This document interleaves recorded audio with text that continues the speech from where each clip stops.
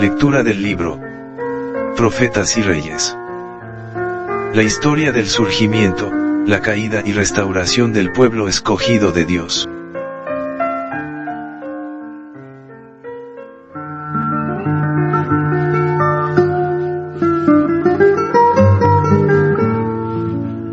Capítulo 19. Un profeta de paz. La obra de Eliseo como profeta, fue en algunos respectos muy diferente de lo que había sido la de Elías. A este fueron confiados mensajes de condenación y juicio, su voz expresó reprensiones intrépidas, e invitó al rey y al pueblo a apartarse de sus malos caminos. Eliseo tuvo una misión más pacífica, le tocó fortalecer la obra que Elías había empezado, y enseñar al pueblo el camino del Señor. La inspiración nos lo describe, como hombre que tenía trato personal con el pueblo, y que, rodeado por los hijos de los profetas, impartía curación y regocijo por sus milagros y su ministerio. Eliseo era hombre de espíritu benigno y bondadoso, pero también podía ser severo, como lo demostró su conducta cuando en camino a Betel, se burlaron de él los jóvenes impíos que habían salido de la ciudad. Ellos habían oído hablar de la ascensión de Elías, e hicieron de este acontecimiento solemne un motivo de burlas, diciendo a Eliseo: calvo, sube, calvo, sube.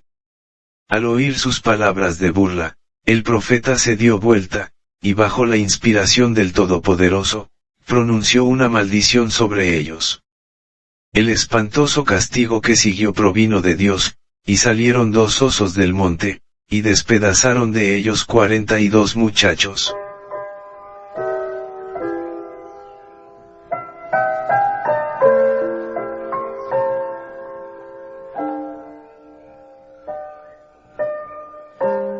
Si Eliseo hubiese pasado por alto las burlas, la turba habría continuado ridiculizándole, y en un tiempo de grave peligro nacional, podría haber contrarrestado su misión destinada a instruir y salvar. Este único caso de terrible severidad, bastó para imponer respeto durante toda su vida.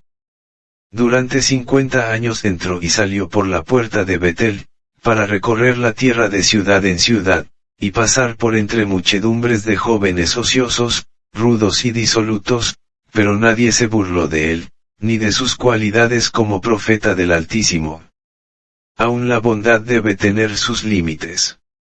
La autoridad debe mantenerse por una severidad firme, o muchos la recibirán con burla y desprecio. La así llamada ternura, los halagos y la indulgencia que manifiestan hacia los jóvenes los padres y tutores, es uno de los peores males que les puedan acontecer.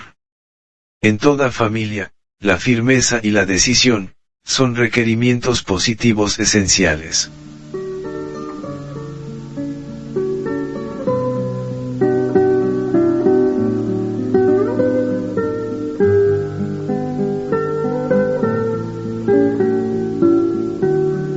La reverencia, de la cual carecían los jóvenes que se burlaron de Eliseo, es una gracia que debe cultivarse con cuidado. A todo niño se le debe enseñar a manifestar verdadera reverencia hacia Dios. Nunca debe pronunciarse su nombre con liviandad o irreflexivamente. Los ángeles se velan el rostro cuando lo pronuncian. ¿Con qué reverencia debiéramos emitirlo con nuestros labios, nosotros que somos seres caídos y pecaminosos? Debe manifestarse reverencia hacia los representantes de Dios, los ministros, maestros y padres que son llamados a hablar y actuar en su lugar. El respeto que se les demuestre, honra a Dios.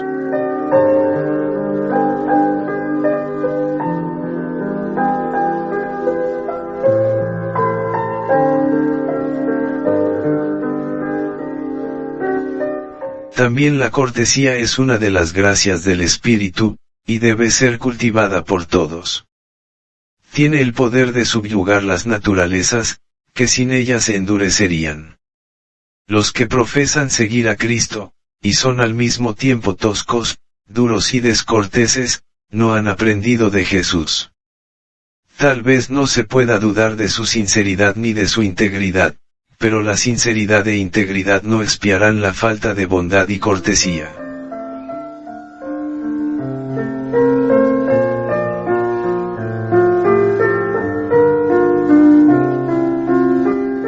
El espíritu bondadoso que permitió a Eliseo ejercer una influencia poderosa sobre la vida de muchos en Israel, queda revelado en la historia de sus relaciones amistosas con una familia que moraba en Sunem. Mientras viajaba de un lado a otro del reino, aconteció también que un día pasaba Eliseo por Sunem, y había allí una mujer principal, la cual le constriñó a que comiese del pan, y cuando por allí pasaba, veníase a su casa a comer del pan. La dueña de la casa percibió que Eliseo era varón de Dios santo y dijo a su esposo: yo te ruego que hagas una pequeña cámara de paredes, y pongamos en ella cama, y mesa, y silla, y candelero, para que cuando viniere a nosotros, se recoja en ella. Eliseo acudía a menudo a este retiro, agradecido por la tranquila paz que le ofrecía. Y Dios no pasó por alto la bondad de la mujer. No había niños en su hogar, y el Señor recompensó su hospitalidad con el don de un hijo.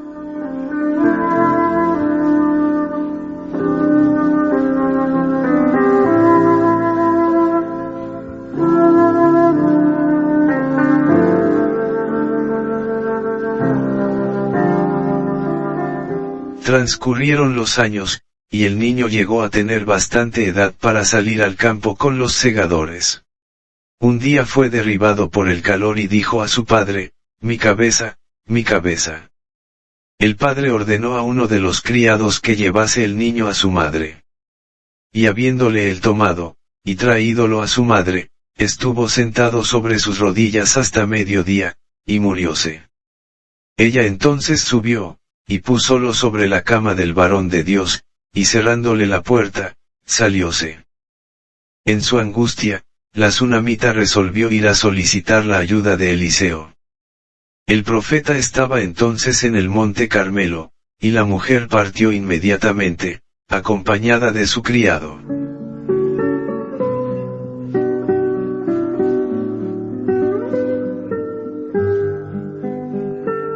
Y cuando el varón de Dios la vio de lejos, dijo a su criado Giesi: he aquí la sunamita, ruégote que vayas ahora corriendo a recibirla, y dile: tienes paz. Y tu marido, y tu hijo. El criado hizo como se le había ordenado, pero la afligida madre no reveló la causa de su tristeza antes de llegar a donde estaba Eliseo. Al oír de su pérdida, Eliseo ordenó a Giesi: ciñe tus lomos, y toma mi bordón en tu mano, y ve, y si alguno te encontrare, no lo saludes, y si alguno te saludare, no le respondas, y pondrás mi bordón sobre el rostro del niño.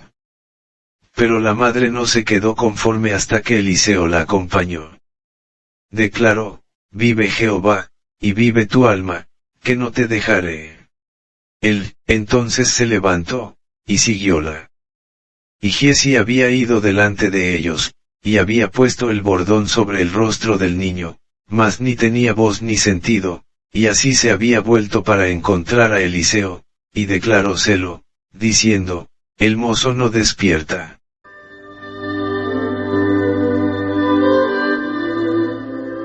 Cuando llegaron a la casa, Eliseo entró al aposento donde estaba el niño muerto, cerró la puerta sobre ambos, y oró a Jehová.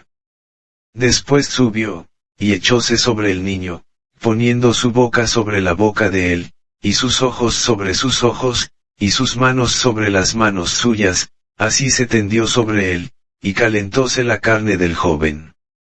Volviéndose luego, paseóse por la casa a una parte y a otra, y después subió, y tendióse sobre él, y el joven estornudó 7 veces, y abrió sus ojos. Llamando a Giesi, Eliseo le pidió que le mandase la madre. Y entrando ella, él le dijo: toma tu hijo. Y así que ella entró, echóse a sus pies, e inclinóse a tierra, después tomó su hijo, y salióse.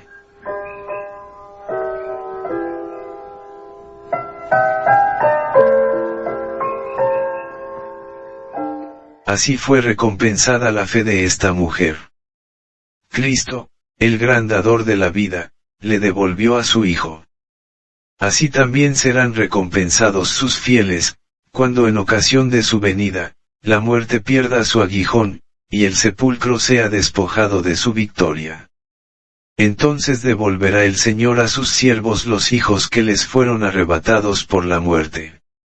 Así ha dicho Jehová, voz fue oída en Ramá, llanto y lloro amargo, Raquel que lamenta por sus hijos, no quiso ser consolada acerca de sus hijos, porque perecieron. Así ha dicho Jehová, reprime tu voz del llanto, y tus ojos de las lágrimas, porque salario hay para tu obra, y volverán de la tierra del enemigo. Esperanza también hay para tu fin, dice Jehová, y los hijos volverán a su término.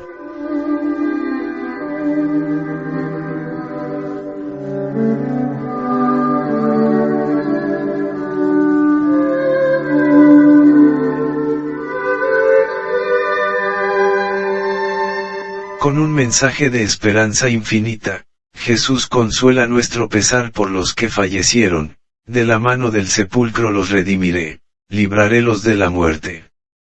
Oh muerte, yo seré tu muerte, y seré tu destrucción, oh sepulcro. Y el que vivo, y he sido muerto, y he aquí que vivo por siglos de siglos, y tengo las llaves del infierno y de la muerte.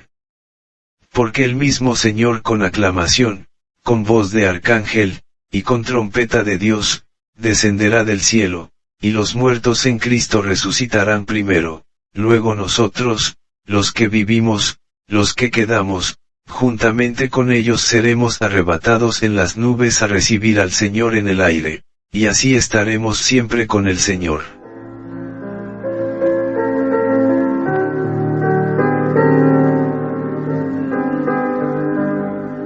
Como el Salvador de la humanidad, al cual simbolizaba, Eliseo combinaba en su ministerio entre los hombres, la obra de curación con la de la enseñanza.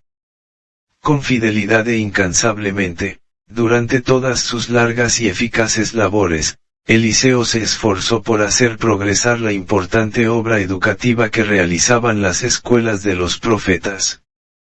En la providencia de Dios, sus palabras de instrucción a los fervorosos grupos de jóvenes allí congregados, eran confirmadas por las profundas instancias del Espíritu Santo, y a veces por otras inequívocas evidencias de su autoridad como siervo de Jehová.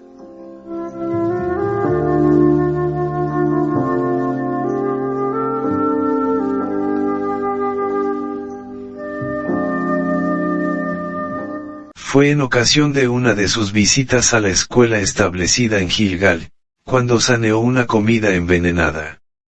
Había entonces grande hambre en la tierra.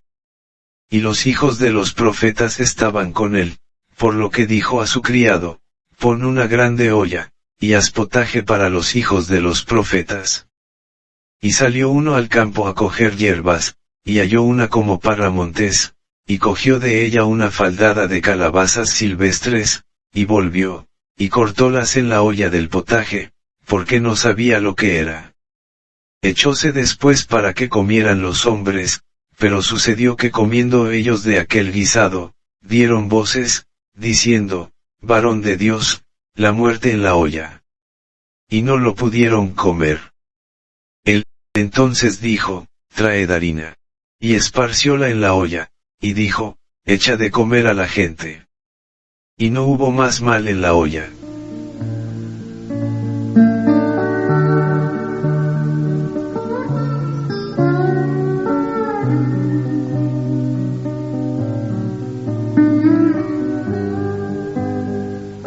Fue también en Gilgal, mientras seguía habiendo escasez en la tierra, donde Eliseo alimentó a 100 hombres con el presente que le trajo un hombre de Baal Salisa, panes de primicias, 20 panes de cebada, y trigo nuevo en su espiga.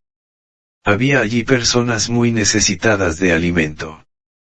Cuando llegó la ofrenda, el profeta dijo a su siervo, da a la gente para que coman.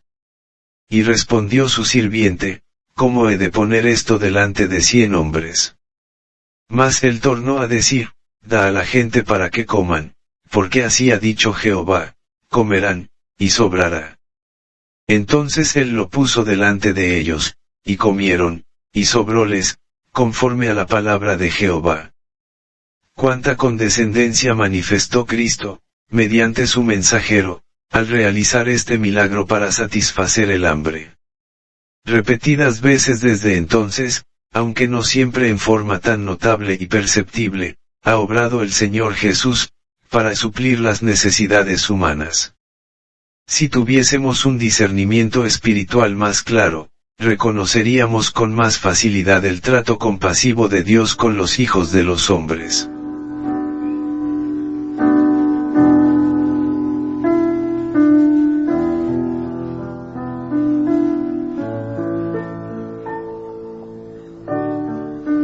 La gracia de Dios derramada sobre una porción pequeña, es lo que la hace bastar para todos. La mano de Dios puede multiplicarla 100 veces. Con sus recursos, puede extender una mesa en el desierto. Por el toque de su mano, puede aumentar las provisiones escasas, y hacerlas bastar para todos. Fue su poder lo que multiplicó los panes y el cereal en las manos de los hijos de los profetas. Durante el ministerio terrenal de Cristo, cuando hizo un milagro similar para alimentar las multitudes, se manifestó la misma incredulidad que habían revelado antiguamente los que estaban asociados con el profeta. Dijo el siervo de Eliseo, ¿cómo he de poner esto delante de 100 hombres? Y cuando Cristo ordenó a sus discípulos que diesen de comer a la multitud, contestaron, no tenemos más que 5 panes y 2 pescados, si no vamos nosotros a comprar viandas para toda esta compañía. ¿Qué significa esto para tantos?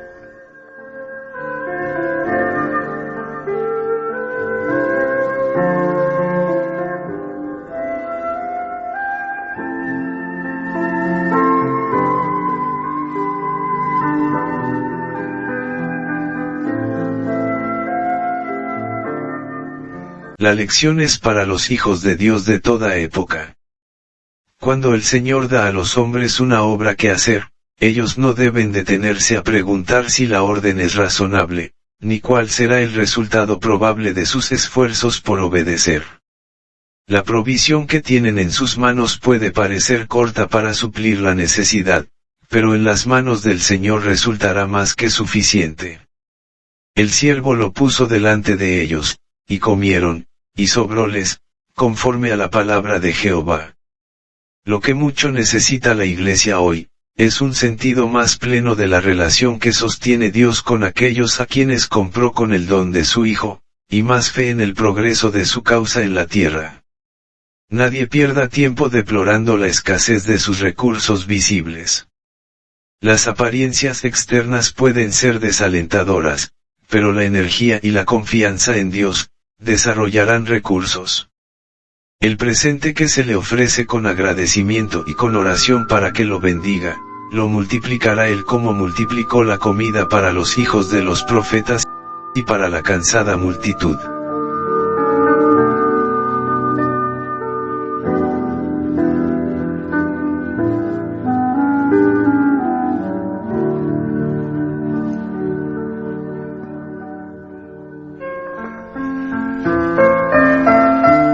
Lectura del libro Profetas y Reyes. La historia del surgimiento, la caída y restauración del pueblo escogido de Dios.